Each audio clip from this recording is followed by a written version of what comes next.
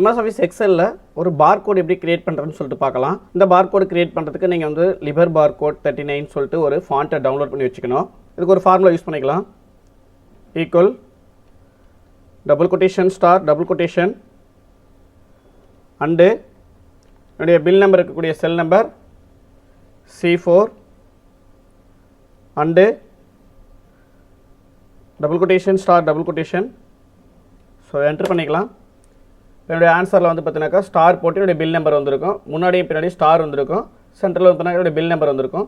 So இதை அப்படியே மற்ற எல்லா செல்லுக்கும் ட்ராக் பண்ணிக்கிறேன். ஓகே, இப்போ இந்த பார்கோடை கிரியேட் பண்ணக்கூடிய செல்ஸ் எல்லாத்தையும் நம்ம செலக்ட் பண்ணிக்கலாம். இதுக்கப்புறம் இதை பார்கோடை மாற்ற தேவையான ஃபாண்ட்டை சூஸ் பண்ணணும். ஹோம் டேப்பில் ஃபாண்ட்டு குரூப்புக்கு போகலாம். ஃபாண்ட்டுக்குள்ளே போயிட்டு லிபர் பார்கோட் 39 இந்த ஃபாண்ட்டை சூஸ் பண்ணிக்கங்க. பார்த்தீங்களா? ஸோ ஆட்டோமேட்டிக்காக உங்களுக்கு பார்கோட் வந்து ஜென்ரேட் ஆகிடுச்சு. இங்கே அந்த நம்பர்ஸ் எல்லாம் உங்களுக்கு வந்து பார்த்தீங்கன்னா பார்கோடாக கன்வெர்ட் ஆகிடுச்சு. இந்த மாதிரி பார்கோட் கிரியேட் பண்ண தேவையான ஃபாண்ட்டை நான் உங்களுக்கு ஃபஸ்ட்டு கமெண்டில் பார்த்தீங்கன்னா லிங்க் கொடுத்துருக்கேன். நீங்கள் டவுன்லோட் பண்ணி யூஸ் பண்ணிக்கலாம். Okay, thank you.